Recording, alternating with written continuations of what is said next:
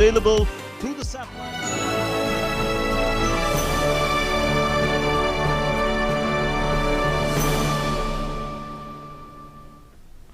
नमस्कार, हमारे इस खास कार्यक्रम डॉक्टर्स स्पीक में आपका स्वागत है। इस कार्यक्रम में आपकी जो भी परेशानी है या कोई भी सवालात आपके दिमाग में है कोरोना को लेकर के, तो वो सवाल आप इस कार्यक्रम में पूछ सकते हैं।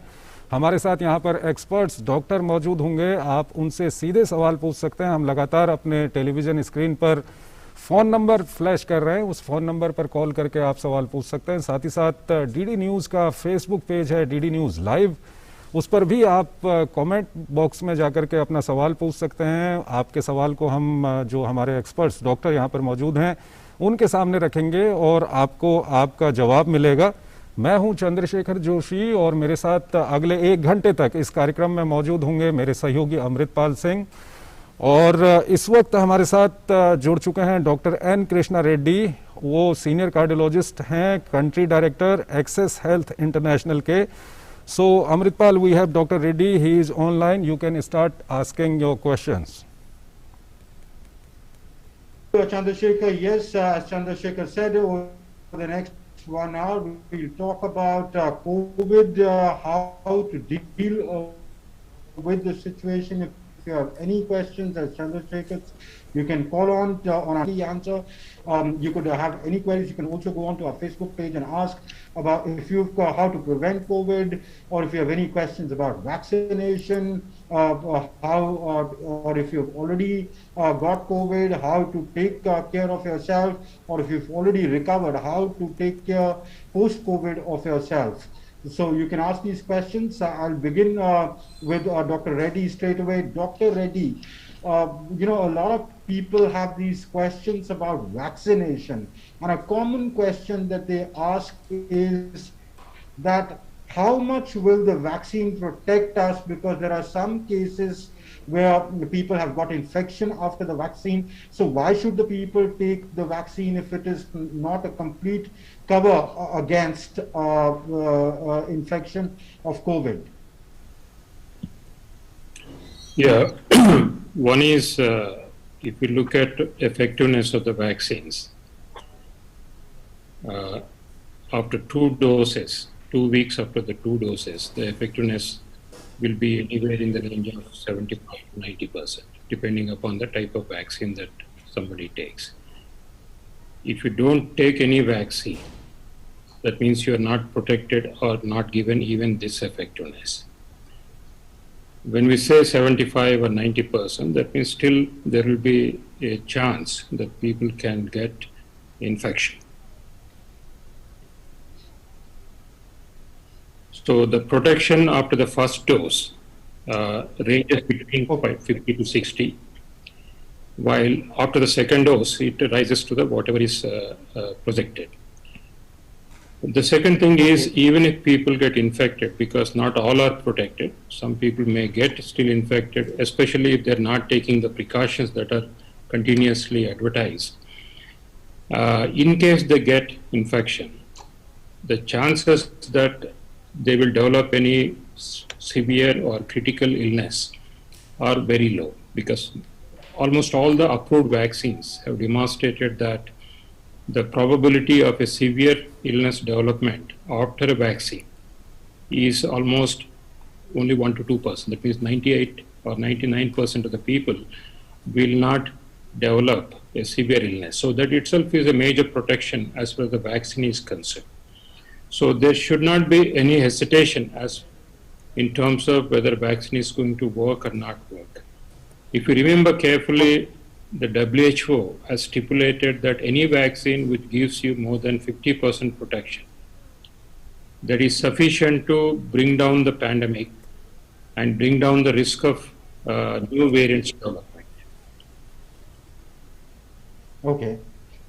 Dr. Reddy, another question that a lot of people have, or a concern that a lot of people have, is that, some people say, I'm on this medication, I have a heart disease, I have another medical issue, will the vaccine interfere with my ongoing medication, with my ongoing treatment?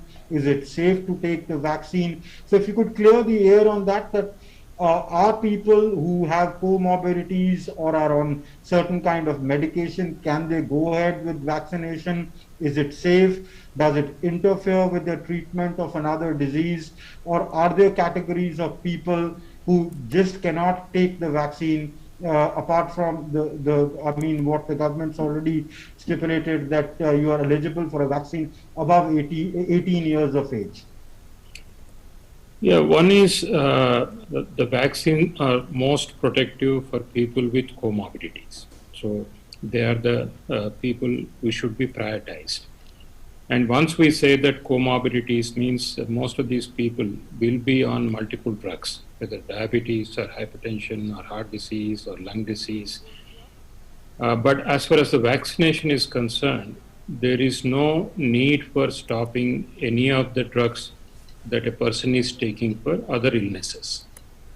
There is no drug-to-drug interaction or drug-to-vaccine interaction of most of the common drugs that are in usage. So only one precaution was mentioned about blood thinning tablets or injections. This precaution applies to any intramuscular injection, not just for the COVID vaccination, which is given intramuscular injection. So if you take any other antibiotic or any other injection intramuscularly, if you are on a type of blood thinners, what we call anticoagulants, especially we give for people with heart valves or people who had earlier clots in the lungs. So only those people who are on anticoagulants, and there are multiple anticoagulants are there, but other people who are on what we call antiplatelets like aspirin, clopidogrel, prasugrel, these are the drugs which we normally give to patients with heart disease, or patients who had a bypass surgery, or patients who had an angioplasty, or patients who are diabetic and risk for future heart disease. So those antiplatelet drugs can be safely continued. Only the other blood thinners, what we call anticoagulants, typical anticoagulants generally in usage is acetyltrauma and warfarin. So they should be stopped for under supervision of the person who is treating, so that there is no bleeding or a hematoma at the site of injection. Except that, I think most of the other drugs, there is no need to stop any other drugs while taking the vaccination. Okay doctor Reddy आपको रोकना चाहूंगा 2 minute. Amritpal आप अपनी बात इसके बाद जारी रखिएगा। दरअसल हमारे साथ डॉक्टर अनिल गुर्तू भी जुड़ गए लेडी हार्डिंग मेडिकल कॉलेज से। डॉक्टर गुर्तू, स्वागत है आपका। और इस सब के बीच में एक कॉलर हमारे साथ जुड़े हुए हैं, लल्लू प्रसाद चौरसिया हैं पटना से। लल्लू जी, अपना सवाल पूछिए आप। हाँ सर, नमस्कार जी, पूछिए सर। 26 मई को सर कोरोना पॉजिटिव हुए थे और 10th को सर 26 अप्रैल को 10th मई को सर क्लियर हो गया था, नेगेटिव हो गया था। लेकिन सर अभी तक टेस्ट नहीं है। जिम में जो है ना, खाना वाना जो भी खाते हैं, मिर्चा का सेंस नहीं आता है, नमक का सेंस बहुत कम आता है। पहला चीज। दूसरा चीज सर, बॉडी में इन्फ्लेशन रहता है, पूरा जलन होता है, कभी पेट में, कभी हार्ट पे आ जाता है, कभी पैर में रहता है। डॉक्टर गुर्तू, सवाल सुना आपने इनका? और तीसरा चीज सर, एसिडिटी रहती है, मतलब मुंह जो है हमेशा नीम का पत्ता जैसे मतलब खा रहे हैं हम, इस तरीके से फील होता है, कड़वा लगता है सर। ठीक है डॉक्टर गुर्तू, इनकी जो मूल समस्या है कि इनका टेस्ट, स्वाद खाने का और सूंघने की क्षमता, उसमें कुछ गिरावट आई है और अभी तक ठीक नहीं हुई है। तो ये एक काफी आम लक्षण है, स्वाद या स्मेल, टेस्ट वो खराब हो जाता है, गायब हो जाता है। और लगभग 3 महीने के अंदर अंदर सभी में ये वापस आ जाता है। तो जब तक ये वापस नहीं आता, आप कुछ एक्सरसाइजेस कर सकते हैं, जैसे कोई भी चीज जो आपको अच्छी लगती हो, उसका स्वाद, टेस्ट या उसकी खुशबू, उसकी कल्पना कीजिए, और अगर वो होए तो वो अपने सामने भी रखिए और थोड़ी उस पर उस पर ध्यान दीजिए कि ये इसका स्वाद या ये ऐसी खुशबू इसकी होती है और वो चीज है आपके पास, संतरा ले जो भी है आपके पास, चाय है या कोई फल है या कोई खाने की चीज है जो कि आपको बहुत अच्छी लगती हो और जिसका बहुत अच्छा स्वाद या खुशबू आपको आपकी याददाश्त में बनी हुई है। सब में होता है ये, कोई स्पाइसेस हैं, मसाले हैं या चाय कॉफी कुछ भी, फल, और वो चीज सामने रखकर उस पर ध्यान दीजिए, उसकी कल्पना कीजिए कि कैसी होती अगर आपका ये सामान्य रहती, अगर आपकी टेस्ट और स्मेल। ये कल्पना करने से, उस पर फोकस करने से, ये प्रैक्टिस करिए और इस प्रैक्टिस से कॉग्निटिव रिकॉन्फ़िगरेशन जिसको बोलते हैं होता है, मदद मिलती है। और वैसे भी 3 महीने के अंदर अंदर, उससे कम में ही लगभग सबकी ये क्षमता वापस आ जाती है, आपकी भी आ जाएगी। तो अभी तो बहुत जल्दी है, 1 महीना भी नहीं हुआ, आपके कुछ दिन ही हुए हैं रिकवर करे हुए। तो ये करिए और उम्मीद यही है कि आपको ये आपकी एक क्षमता आपको पूरी तरह से वापस आ जाएगी। Dr. Reddy, if we discuss post-COVID situation, then what do you say? What are the symptoms anybody can feel after COVID? After recovering from COVID? There are 2 types of things. I mean, one is continuing mild symptoms up to 12 weeks after the COVID. But second is what we call persistent symptoms beyond 12 weeks, what we call as long COVID. So those symptoms which are there up to 12 weeks are typically what is just now described about loss of taste, loss of smell, or general weakness, persisting cough. Some of these symptoms, and more so the psychological symptoms, especially the very high rates of anxiety and depression for those people who have stayed in the ICU for longer periods. These things we call it as a post-traumatic stress disorder. Typically are seen in people who go to war or are exposed to a lot of warfare. So this is a significant trauma for some of the patients who are in the ICU, not seeing their loved ones for sometimes a week or 2 weeks. So some are psychological and some are physical because of ongoing recovery from the inflammation, because during the COVID, there is a huge activation of inflammation. So it takes some time, just like a wound takes time to heal.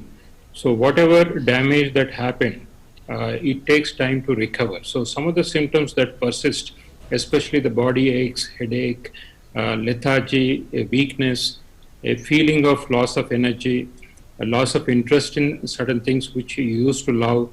So these are some of the things, but most of these things recover. But occasionally some of the psychological symptoms, if they're significant, they do get benefited by counseling with psychologists, and sometimes minor drugs might help to come out of this anxiety and the depression illnesses. The long COVID element is related to, I mean, still it is under evaluation. A lot of research is going on. Is it because of some persistence of the virus particles? Is it because of persistence of a autoimmune like status in the body? Or is it the trauma that left behind on the psychology of the patient?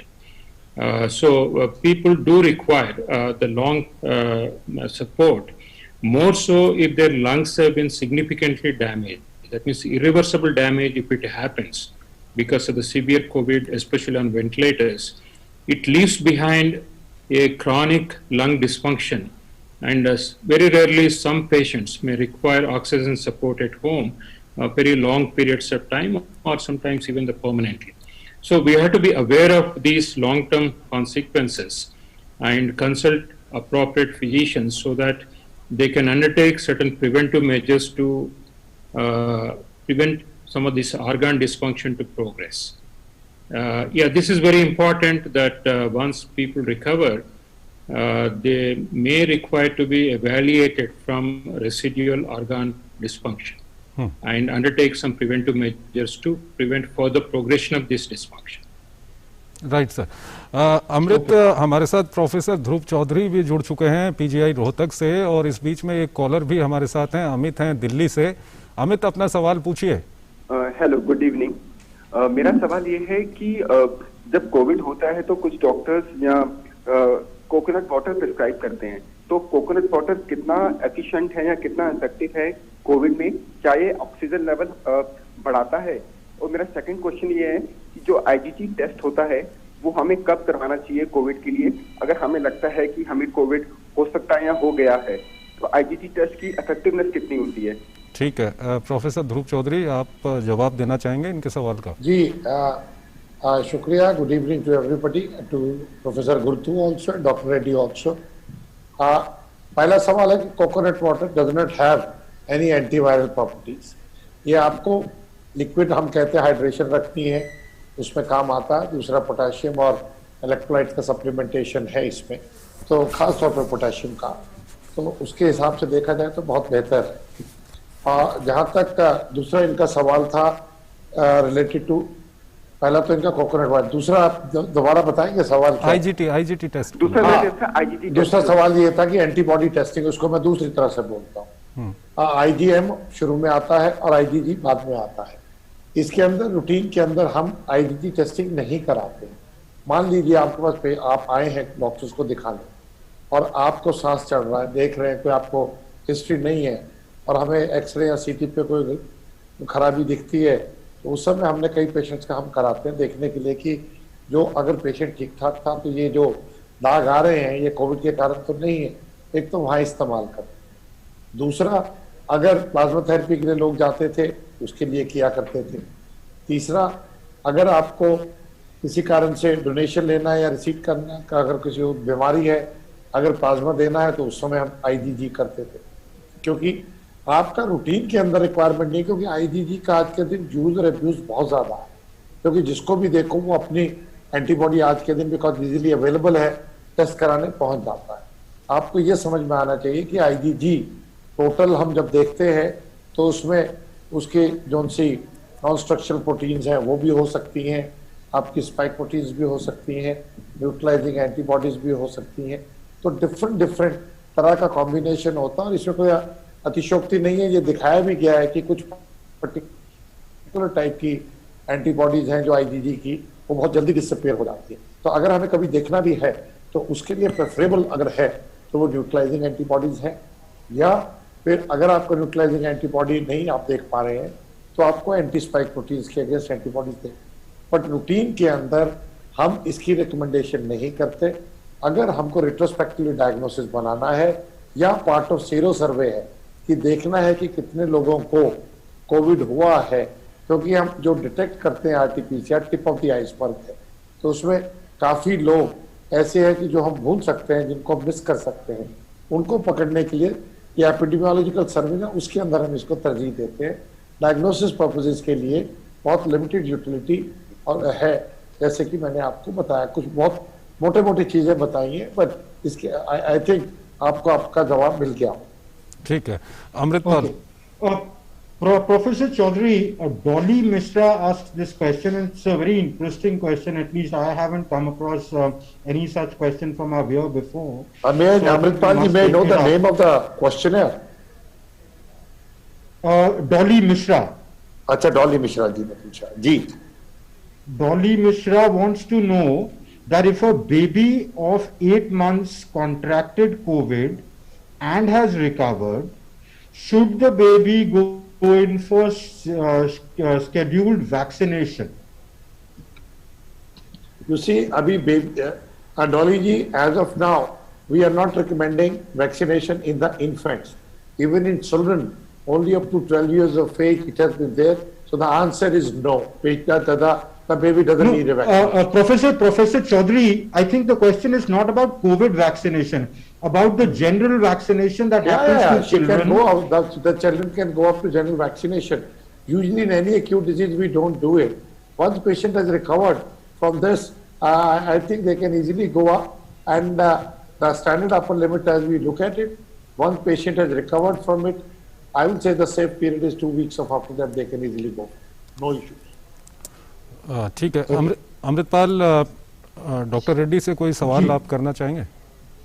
All right, Dr. Reddy, this gentleman on our Facebook page has asked this question that you related to the anticoagulants that you spoke about.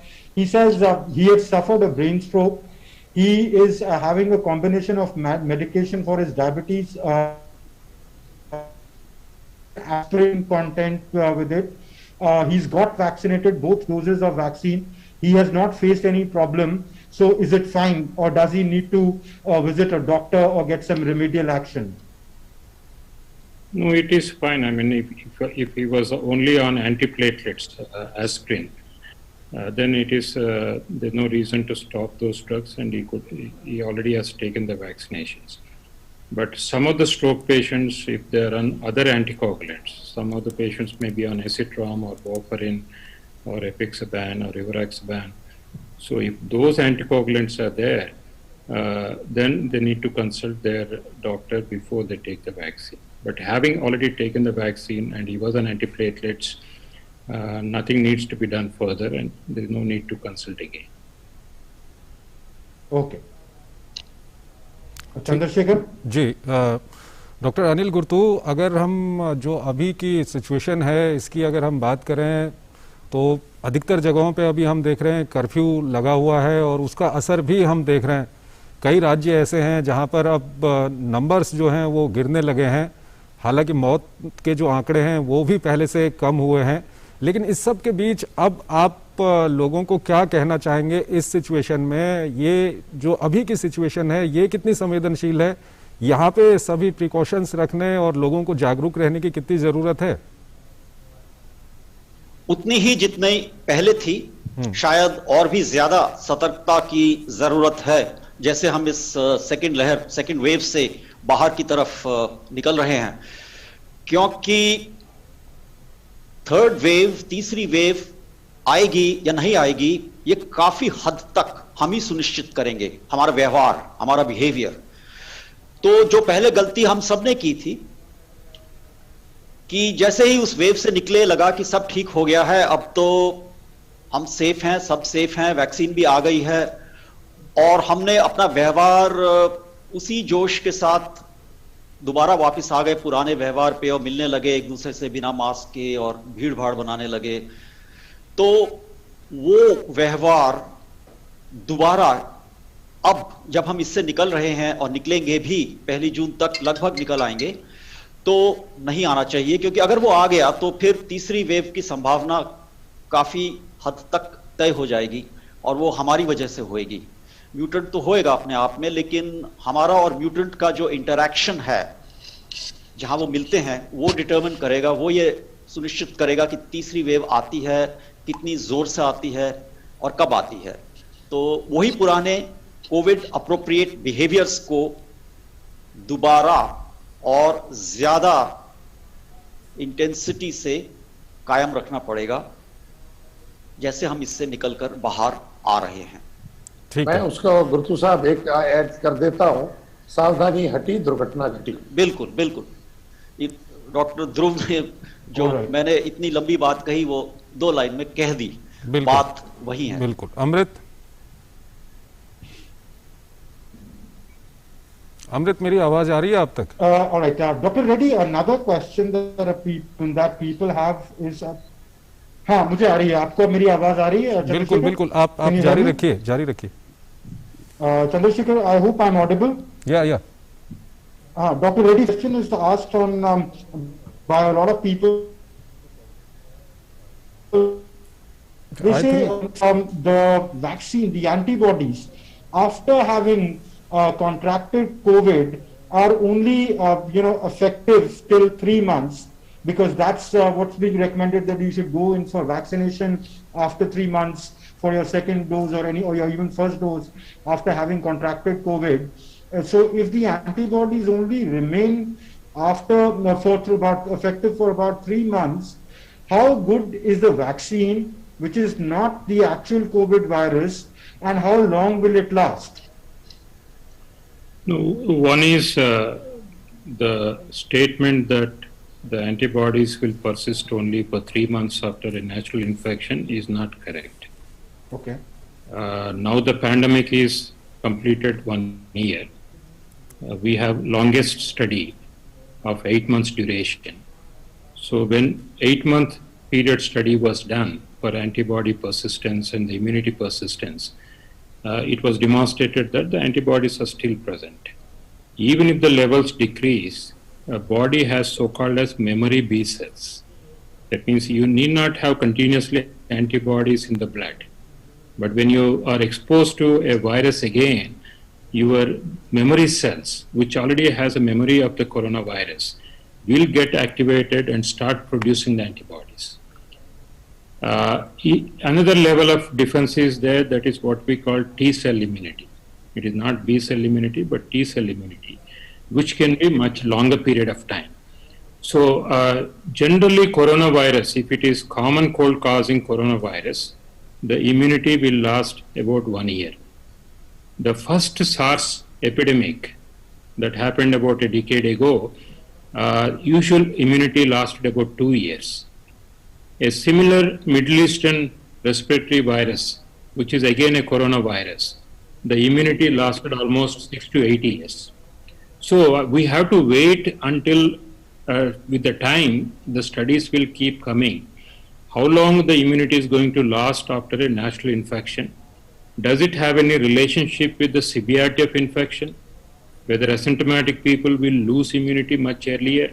I think we have to wait. But as of now, even asymptomatic people, if evidence of infection is there, they are protected for 8 months or even longer. As the studies come, the longer period may also come in.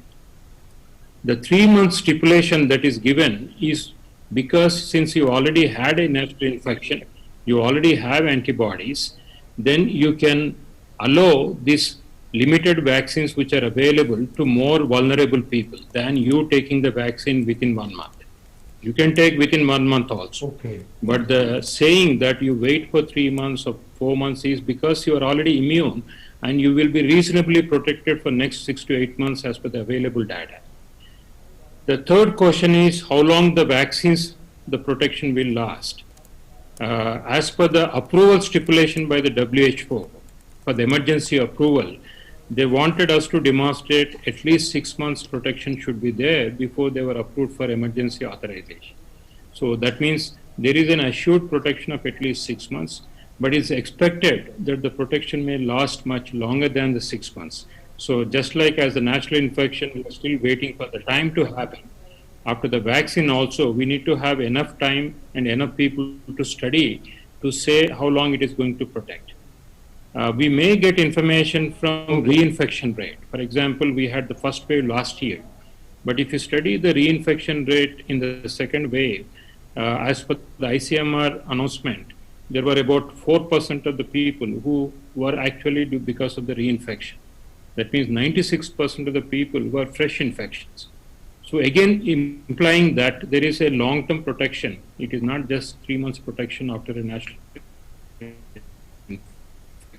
Right, sir. Dr. Reddy, thank you very much, sir, for being with us. And now we have Professor Dhruv Chaudhary from PGI Rohtak. Professor Chaudhary, आप PGI Rohtak में हैं और ये एक अच्छी बात है कि आप शहर से दूर, जहां ग्रामीण इलाकों में किस तरह से कोरोना का प्रभाव चल रहा है और किस तरह से वहां पर इसका इलाज किया जा रहा है, क्या कुछ आप देख रहे हैं इन इलाकों में? देखिए, कोरोना इस बारी शहरों से अपना रास्ता आगे ढूंढ के गांवों में, ग्रामीण प्रदेश में आपने जैसे कहा पहुंच चुका है। वो हरियाणा है, उत्तर प्रदेश है, मध्य प्रदेश है, राजस्थान है, बिहार है, तो प्रैक्टिकली इवन कर्नाटका से हमें रिपोर्ट्स मिल रही है, तेलंगाना से आ रही है। जो सबसे बड़ी दो चीजें वहां परेशानी कर रही है, एक तो लोग टेस्टिंग नहीं करा रहे, तो टेस्टिंग रिलेटिवली कम। सेकेंडली, जो लोग पेशेंट वहां से आ रहे हैं वो रिलेटिवली सीरियस हैं, जो काफी, वो आ रहे हैं। और तीसरा, इसका जो एक्सटेंशन है, हमको वहां पे एक एक्सेस डेथ का नंबर देखने को मिला है और स्टेट गवर्नमेंट्स कोशिश कर रही है, जिस तरह हमारी सरकार पूरी मुस्तैदी से लगी, हम ग्रामीण प्रदेश का सर्वेलेंस कर रहे हैं, एपिडेमियोलॉजिकल एविडेंसेस ढूंढ रहे हैं और प्रैक्टिकली जो तरीके हैं टेस्टिंग के और ट्रेसिंग के, उसको इस्तेमाल करने में लगाया है। तो आपने जिस तरह कहा, मैं उसी बात को दोबारा से उसको कहूँगा कि ग्रामीण प्रवेश में मेरी अपने भाइयों बहनों से एक रिक्वेस्ट रहेगी कि अगर आपको गला खराब जुकाम में सिंपल वायरल मार्ग समझ के मत छोड़िए। ये रिपीटेडली कहानी आ रही है हमारे पास कि साहब हमारे घर में 3-4 जनों को बुखार हुआ या गांव में हुआ, हफ्ते बाद ठीक हो गए जी, 1 हफ्ते बाद सांस फूला, सोचा कि ठीक हो जाएगा, वैसे हो रखा है और पेशेंट की डेथ हो। ये अनयूजुअल नहीं है, ये बड़ी कॉमन रिपोर्टिंग हो रही है। और मैं आपसे ये भी शेयर करना चाहूँगा, मेरा ग्रामीण प्रवेश से नाता रहता है क्योंकि हम रोहतक में है तो चारों अच्छे बड़े गांव हैं। मेरा खुद का ग्राम का इलाका 30-40 किलोमीटर दूर है। हमने अपने गांव के अंदर ही पिछले 3 से 4 हफ्ते में 30 to 40 एक्सेस डेथ देखी है। तो अब थोड़ा सा लोगों को जागरूक किया है, समझाया है कि किसी को दिक्कत हो आके टेस्ट कराएं और अपना। इसी चीज को लेते हुए आज हरियाणा सरकार ने एक संजीवनी प्रोग्राम शुरू किया है करनाल में, हमने डिलॉयट की मदद से, और इसके अंदर हमने फील्ड हॉस्पिटल्स बनाए हैं, हमने लैब का नेटवर्क शुरू किया है और हर ब्लॉक में एक आईसीयू एम्बुलेंस रखी है। वो एज ए पायलट टेस्ट शुरू किया गया है। वैसे तो काम उसमें 10-15 दिन से चल रहा था, क्योंकि हम ये चाह रहे हैं कि जो सिस्टम डेवलप हो वो ना केवल कोरोना में जो इस समय पेशेंट्स को दिक्कत हो रही है उसमें काम आए, पोस्ट कोविड में काम आए और वैक्सीनेशन, क्योंकि हमें 360 कॉम्प्रिहेंसिव वर्कअप लेकर चलना है। और ये एक सरकार की और इसके अंदर इसके साथ साथ जो कॉरपोरेट सेक्टर की एक मिलजुल के पहल है, जिसका कि मैं भी एक हिस्सा हूँ और खुशी है मुझे कि लोग इसको एक्सेप्ट कर रहे हैं। और जब से हमने वहाँ लैब नेटवर्क शुरू किया है, काफ़ी ज़्यादा में हमारी जो फुटफॉल है बढ़ गया है। और आप विश्वास नहीं करेंगे डॉक्टर गुर्तू, आपसे भी शेयर करना चाहूँगा कि हमारे फाइनल ईयर के मेडिकल स्टूडेंट्स उसमें बहुत एक्टिवली पार्टिसिपेट कर रहे हैं और हमने उसमें 200 बच्चों को लिया है और हर बच्चे को 25 मरीजों का जिम्मेदारी दी है। ये हमने वो लेके चला है कि जैसे करनाल जिले में रफली हमारे 5000 एक्टिव केसेस हैं, तो और पिछले 5 दिन के अंदर लगभग हमने 11 ऐसे मरीजों को जिनको विलेजेस में या छोटे कस्बों में दिक्कत हो रही थी वहाँ पे कल्पना चावला मेडिकल कॉलेज में किया है। और अब हमारा ये है कि ये सक्सेसफुल अगर होता है तो हम इसको अपस्केल करके हरियाणा के दूसरे जिलों में भी लगाएंगे। ये एक तरह का मॉडल क्रिएट करने की कोशिश कर रहे हैं कि ग्रामीण प्रदेश का कोई भी इलाका हमसे छूट ना, और हम इसके अंदर डिजिटल हेल्थ के बहुत बड़ा मांग रहे हैं। उसके साथ आशा वर्कर्स हमारी हेल्प कर रही हैं। और आपसे मैं ये भी शेयर करना चाहूँगा कि प्रैक्टिकली 5000 के 5000 आदमी लोग और औरत लोग जो हैं या मरीज लोग हैं, उनको हमने पल्स ऑक्सीमीटर, थर्मामीटर और स्टीमर और उसके अलावा जो सिंपल पैरासिटामोल या दूसरी गोलियां हैं वो पहुंचाने का काम किया है। तो ये इंटीग्रेटेड वर्क है जो हो रहा है। तो इस तरह से हम ग्रामीण प्रदेश में हरियाणा के अंदर पहुंचने की कोशिश कर रहे हैं ताकि हम एक कंट्री के अंदर एक मिसाल दे सके कि हमें सिर्फ शहरों में ही नहीं ग्रामीण इलाके का भी उतना ही ख्याल। ठीक है, अमृत Chandrasekhar, Professor Chaudhary's talked about, and your question was about rural, yes, the situation yes. in the hinterland, and he answered that very effectively. Mohit Dalal has a question on the Facebook page, and it's an interesting question. I'll pose this question both to Professor Chaudhary and Professor Gurtu. He says, what can be the role of Ayurveda in treating COVID-19 patients? Then he has a long answer and he says there is a debate going on in the country and some remarks have been made, etc. But in the end he says, people in rural areas are much inclined towards Ayurveda than allopathy. Is it somewhat effective in making COVID-19 less severe? Now both doctors, Professor Chaudhary first and Professor Gurtu then, please keep your allegiance to allopathy aside. I know I'm being unfair by asking you this question, but in the interest of rural India, where health infrastructure, access to doctors might not be there, what is your unbiased view for the rural viewer who's hearing this? And if you could please answer this in Hindi, please. Thank you Amritpal ji. मेरा पहला जवाब तो ये है कि allopathy की कोई आयुर्वेदिक से लड़ाई नहीं है। आई थिंक ये चीज सब दिमाग में से निकाल दें। और दूसरी बात यह है कि हम चाहते हैं कि एक हम अच्छी आयुर्वेदा प्रैक्टिस करें, जरूरत है उसकी। और आयुर्वेदा वालों से भी मेरी ये एक्सपेक्टेशन है कि आप आयुर्वेदा प्रैक्टिस करिए, इसलिए उसमें कोई लड़ाई नहीं। और जो ये खाम खा की कंट्रोवर्सी है, मेरे हिसाब से उसको हमें दरकिनार कर देना चाहिए, उसके विषय में बात भी नहीं करनी चाहिए। बिल्कुल। जहां तक बात है कि ग्रामीण परिवेश में, देखिए साहब, आयुर्वेदा का किसी न किसी रूप में हम सभी इस्तेमाल करते हैं। तो आज के दिन आपको जो एक फ्रेमवर्क है, काढ़ा पिला रहे थे, हमने ट्रायल भी किया रोहतक के अंदर, हमसे आयुर्वेदा वालों ने किया। इसी तरह से हल्दी का दूध है, प्रैक्टिकली सारे घर में पीते हैं, जो चीज़ें मिलती हैं। या इसी तरह से लोगों का स्टीम है, उसके अंदर कोई चीज़ें डाल के आप भाप लेते हैं। तो मेरा अपना मानना है कि अगर आप मॉडर्न मेडिसिन भी देखेंगे, बेसिक फ़र्क क्या है कि वहाँ पे अगर हमने जड़ी बूटी इस्तेमाल की है, उसमें से जो प्यूरिफाइड एल्कलॉइड है वो हम एलोपैथी में इस्तेमाल करते हैं। जो ग्रामीण परिवेश में, क्योंकि आपका मॉडर्न हेल्थ इंफ्रास्ट्रक्चर ना के बराबर है, तो इसलिए अगर आप देखेंगे जो दादी माँ के या नानी माँ के नुस्खे हैं वही काम आते थे लोगों में, तो वो आयुर्वेदा से प्रेरित है। और आयुर्वेदा के अंदर इम्यून बूस्टर्स की हम बात करते हैं कि इम्यूनिटी होगी, जैसे लोग गिलोय लेते हैं। जो हमारा हरियाणा का किट है उसके अंदर हेल्थ और आयुष डिपार्टमेंट ने मिलके, हमने सिर्फ पैरासीटामोल लिखी, हमने कोई आइवरमेक्टिन नहीं रखा, कोई फेविपिराविर नहीं रखा। ये आपको मैं फिर वही बात कहना चाहूंगा कि आप कोविड का इलाज जितना मर्जी कर लिए, 85% मरीज खुद ठीक हो रहा है, उसमें डॉक्टरी का कोई लेना देना नहीं। डॉक्टर गुरुतु मेरी बात से उम्मीद करता हूँ सहमत होंगे। हमारा सारा ध्यान उन 15 मरीजों की ओर है जिनको कोविड के कारण कॉम्प्लिकेशन हो रही है। तो उसके अंदर अगर आपको खाने को अच्छा मिलता है, इम्यून बूस्टिंग होती है, इसमें किसी को कोई दिक्कत नहीं। सिर्फ एक ही बात कहते हैं कि लक्षण जिसके कारण दिक्कत आ रही है उसको पहचानिए, जानिए, समझिए और तुरंत आपको जो सुविधाएं हैं जो उनसे सरकार ने दी हैं या प्राइवेट सेक्टर ने दी है, आप दिखा के एक ठीक गाइडेंस लीजिए और उसके हिसाब से आगे चलिए। ठीक है सर, ये डॉक्टर गुरुतु इसका जवाब दें उससे पहले प्रोफेसर चौधरी, एक दरअसल कॉलर हमारे साथ जुड़े हुए हैं समस्तीपुर बिहार से, भैरव हमारे साथ जुड़े हुए हैं। भैरव जी, अपना सवाल पूछिए आप। सर हम 10 हेलो सर, प्रणाम सर। हाँ, प्रणाम सर। 10 तारीख को हम सुई लिए थे सर। हाँ। और हमको गैस बहुत बन रहा है सर, कमजोरी फील कर रहा है बहुत, और सर हमको उठौना उना में दर्द भी है सर। बताइए डॉक्टर साहब। देखिए, आज 21 तारीख हो गया, 12-13 दिन हो गए आपको सुई लगे हुए। इतनी देर तक चलना मुश्किल होता है। एक बारी मेरी आपसे रिक्वेस्ट रहेगी कि एक बार तो आप अपना कोरोना टेस्टिंग करा लीजिएगा, एक बार।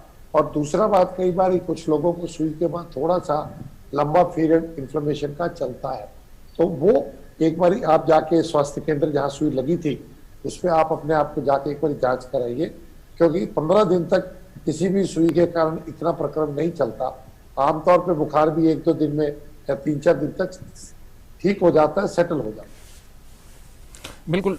डॉक्टर गुरुतु, जो अमृतपाल का सवाल था उसका जवाब सर, आयुर्वेदा को लेकर के गांव घरों में बात शुरू करता हूं वहीं से जहां अभी डॉक्टर ध्रुव चौधरी ने खत्म की। तो मूल सिद्धांत तो मेरा भी वही है कि आयुष और एलोपैथी में कोई मूल रूप से कोई लड़ाई नहीं है और होनी भी नहीं चाहिए।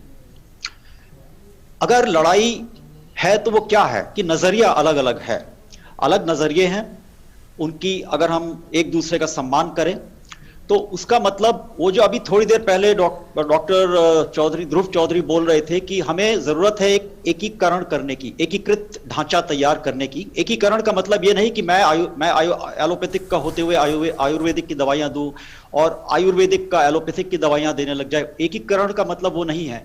एकीकरण यानी इंटीग्रेशन, एक फ्रेमवर्क में एक ही टेबल पे एलोपैथिक मैं और एक आयुर्वेदिक या कोई और आयुष का डॉक्टर बैठेंगे, मरीज सामने है। अब जो मेरा दृष्टिकोण है एविडेंस बेस्ड है, जैसा कि अभी डॉक्टर ध्रुव ने कहा कि जड़ी बूटियों से निकाली हुई दवाइयां ही हमारी दवाइयां भी बनती हैं, लेकिन हम उसको एक साइंटिफिक ट्रायल्स के थ्रू लाके आगे यूज करते हैं।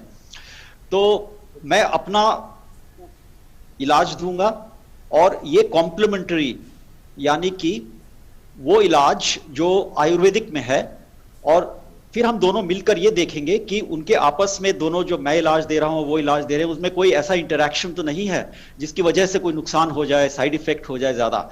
ये मिल के बातचीत करके आपस का जो एविडेंस है, लिटरेचर है, उसको एक्सचेंज करते हुए एक निर्णय पे आएंगे।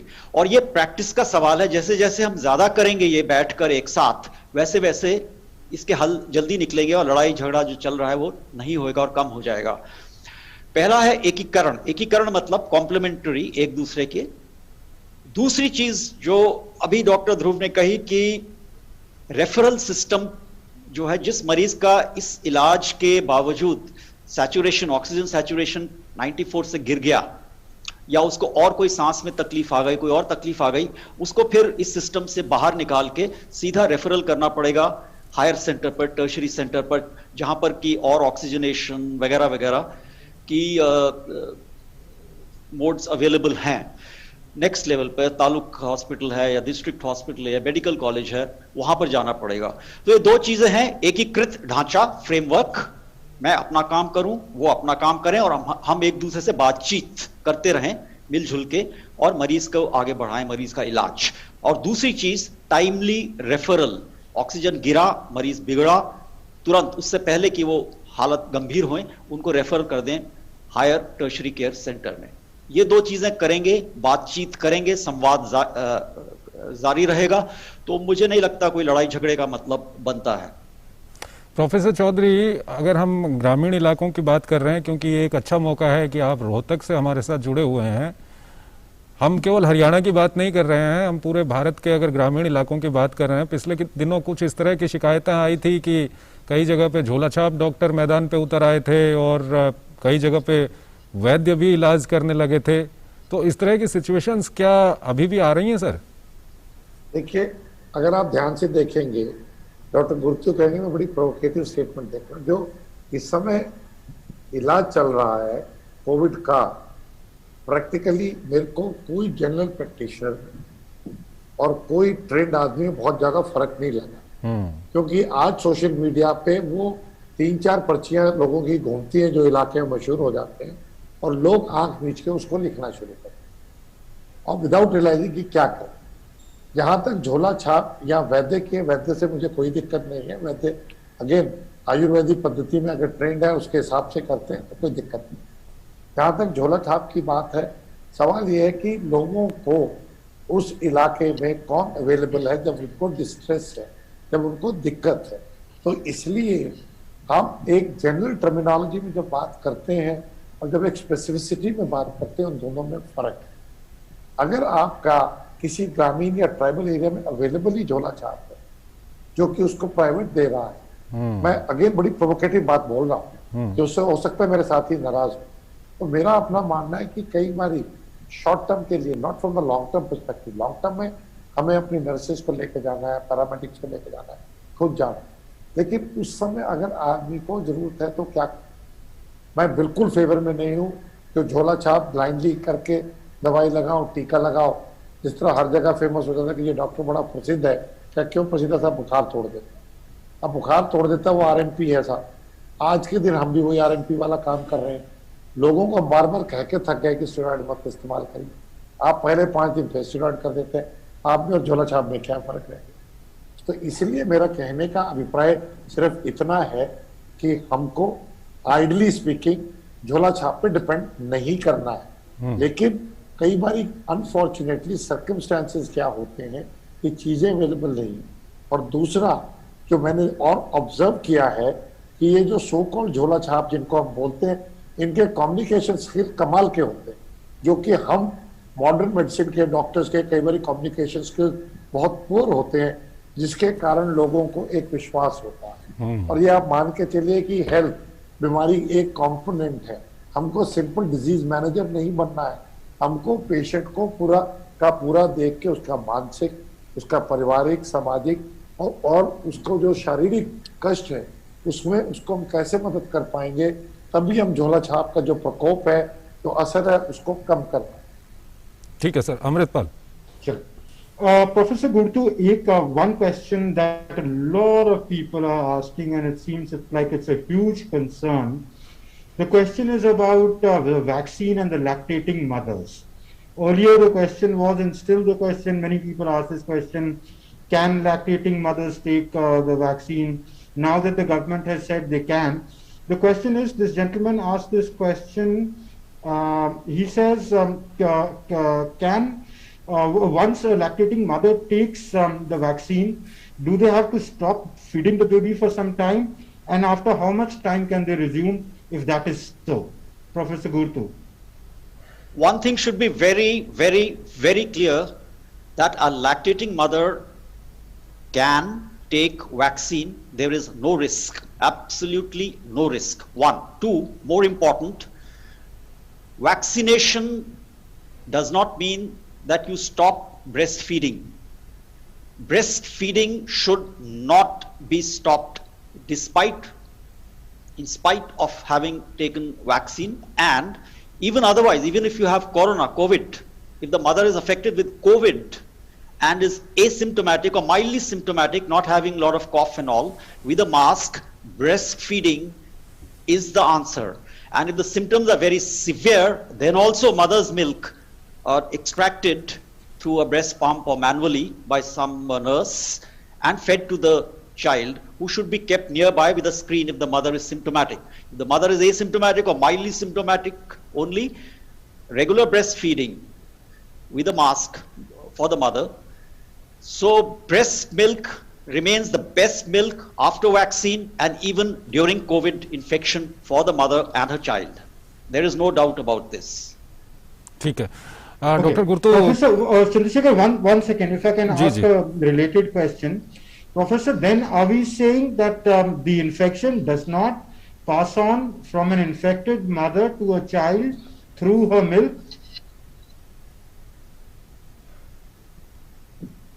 Professor Chaudhary? Answer is yes, it does not. And I think what Professor Gurtu said was absolutely spot on. So therefore, what is important is, even when the child, we have seen a couple of cases of vertical transmission, that is not from the placenta. वो आपका घर से नहीं आ रहा, वो जब बच्चा गर्भ नाली से निकलता है तो उसके आसपास उनको इन्फेक्शंस हैं। और इतने अब हमारे पास लगभग 200 बच्चे रोहतक में पैदा हुए हैं जिनकी मदर को कोविड है पिछले 2 साल के अंदर, except for 5 or 10 cases, if I can recall properly, because though I am not a pediatrician or neonatologist, उससे ज़्यादा हमें बच्चों को दिक्कत नहीं आई और सब बच्चों को दूध पिलाया गया है और सब बच्चों को एक्सेप्ट क्या सिजेरियन सेक्शन होके किसी डिफरेंट जगह रखा गया, तो जैसे डॉक्टर साहब ने कहा मिल्क एक्सट्रैक्ट करके मैनुअली वो बच्चों को नर्सरी में दिया गया। डॉक्टर गुर्तू, प्रोफेसर चौधरी, क्योंकि हम बच्चों की बात कर रहे हैं तो एक काफ़ी महत्वपूर्ण सवाल मैं यहाँ पर पूछना चाहता हूँ, उसके बाद अमृतपाल अगर कोई सोशल मीडिया से सवाल होगा तो आप पूछिएगा। ये महत्वपूर्ण सवाल इसलिए हो जाता है क्योंकि हम लोग भी जब समाज में जाते हैं आजकल तो ये सवाल बहुत ज़्यादा हम लोगों के सामने आ रहा है। सवाल ये है कि अभी लोगों के अंदर एक डर बैठ गया है कि तीसरी लहर आएगी और वो बच्चों के ऊपर ज़्यादा असर करेगी। ये पूरे हम देख रहे हैं कि लोगों के दिमाग में एकदम ये बैठ गया है। इसको हम इस पर क्या कहना चाहेंगे? डॉक्टर गुर्तू, पहले आप। पहले जो एक होती है भावना, एक होती है भ्रम, एक होता है भ्रम या भावना से उत्पन्न भ्रम जो फैल जाता है जल्दी से। तो डेटा देखते हैं, फैक्ट्स क्या कहते हैं। पहली लहर और अब ये दूसरी लहर, इनके बीच में बच्चों का कितने बच्चे परसेंटेज एज अ प्रतिशत, कितने प्रतिशत बच्चे कोविड के शिकार हुए पहले में और अब इस दूसरी वेव में। सो जो पहली वेव थी उसमें अगर हम 18 साल से कम लोग उम्र के जो कि बच्चे हुए उनको देखते हैं तो वो 4.9% यानी 4.9% टोटल में शिकार हुए इस बीमारी के, जिनको सिम्टम्स थे, मतलब जो डिजीज थी, लक्षण थे। और जो अब वेव चल रही है, जो कई जगह पर खत्म होने को है लेकिन अभी है जो सेकेंड वेव, उसमें अभी तक डेटा जो कहता है वो सिर्फ 5% बच्चे टोटल में इन्वॉल्व हैं। तो पहली वेव और सेकेंड वेव में जो लक्षण जिनको आए हैं, डिजीज जिनको है, वो लगभग वो ही हैं। ये नहीं है कि अब ज्यादा हो गए, पहले कम थे। दूसरा, इम्यूनिटी अगर देखते हैं जो सीरो सर्वेलेंस करी है बच्चों में, उनमें भी 1/3 30% को इन्फेक्शन लग चुका है। तो बच्चों में भी लगभग उतने ही इन्वॉल्व हुए हैं इस इन्फेक्शन से अब तक जितने हम बड़े लोगों में आया है। सवाल फर्क सिर्फ इतना है कि बच्चों में लक्षण नहीं निकलते। तो जब बच्चे आते हैं किसी और बीमारी से, अस्थमा से या कोई भी हार्ट की बीमारी से एडमिट हो रहे हैं, उनमें जब कोविड टेस्टिंग होती है आम रूटीन के लिए भर्ती करने के पहले बाद में, तो वो पॉजिटिव निकल आते हैं। तो ज्यादातर बच्चों को ये गंभीर बीमारी नहीं हो रही है, माइनर है, एसिम्प्टोमेटिक है, ये इनकी तादाद ज्यादा है तो पता नहीं लग रहा है। लेकिन जब सीरो सर्वेलेंस कर रहे हैं, देख रहे हैं डेटा, तो बच्चों और हमें प्रेवलेंस में कोई फर्क नहीं है। तो ये कहना कि बच्चे ज्यादा ससेप्टेबल हैं क्योंकि उनमें कम इन्फेक्शन आया है अब तक, इसलिए तीसरी लहर ज्यादा आएगी, डेटा से तो नहीं लगता ऐसा। नहीं लगता है। ठीक है डॉक्टर गुर्तू, क्योंकि बिल्कुल हमारा समय बिल्कुल खत्म हो गया। प्रोफेसर चौधरी, हम चाहेंगे मुश्किल से 30-40 सेकंड में आप इसको क्लियर करिए, क्योंकि लोगों में एक भय फैल गया इसको लेकर के। देखिए, फर्स्ट टाइम आए थे तो एल्डरली को था, अब इस बार वैक्सीन के कारण आप देखेंगे उनमें असर कम था। डॉक्टर गुर्तू साहब ने ये कहा कि अभी 100% आदमियों को कोविड नहीं हुआ है, तो इसलिए अगर आप देखेंगे तो कौन सी जनरेशन बच रही है, इस बार बच्चे और यंगर पीपल थे जो इसको वैक्सीन इसको एक से दूसरी जगह लेके गए। तो उसके हिसाब से अगर आप वैक्सीनेशन का पीरियड भी देखें तो हम 18 साल से ऊपर की बात कर रहे हैं, और वो बात अलग है कि अभी 45 से ऊपर का वैक्सीनेशन चल रहा है। तो जो लार्ज पॉपुलेशन जो आपकी अनवैक्सीनेटेड रहेगी, मैक्सिमम इन्फेक्शन उसी में होने की संभावना है, और 18 साल से कम बच्चे रिलेटिवली वैक्सीनेट नहीं होंगे। सो एक ये प्रोबेबिलिटी बढ़ जाती है theoretically. Whether it will happen और not, time will tell us, but we have to ready. We should not be caught like this time the way we have caught unawares. ठीक है, आप दोनों का बहुत बहुत शुक्रिया सर, हमारे इस कार्यक्रम में हमारे साथ जुड़े रहने के लिए। और अमृतपाल, आपका भी बहुत बहुत शुक्रिया। हमारा समय बिल्कुल खत्म हो गया है, और अंत में हम यही कहना चाहेंगे कि अगर हम देश की स्थिति को देखें तो आंकड़े जो प्रतिदिन कोविड संक्रमित जो आ रहे हैं वो आंकड़े घट रहे हैं, जो मौत है उनकी संख्या भी अब घट रही है। लेकिन ये एक ऐसा वक्त है जो सबसे ज्यादा संवेदनशील वक्त है। इस वक्त पर अगर हम सावधानी बरतेंगे तो आने वाले समय में हो सकता है कि जो तीसरी लहर जिसकी बात हो रही है उसका कोई ज्यादा फर्क भी ना पड़े, और यहाँ अगर हम थोड़ा सा ढीले पड़ जाएंगे तो हो सकता है जो हमने दूसरी लहर में फर्क देखा है उससे ज्यादा असर हमको तीसरी लहर में देखने को मिले। तो हम लोगों को अभी भी बहुत सावधान रहने की जरूरत है। जो भी प्रोटोकॉल्स हैं, मास्क लगाना, सैनिटाइजर का उपयोग करना, सोशल डिस्टेंसिंग का पालन करना, इन सब पे बहुत ध्यान देने की जरूरत है। इसी के साथ अपने इस कार्यक्रम को हम यहीं पर समाप्त करते हैं। नमस्कार।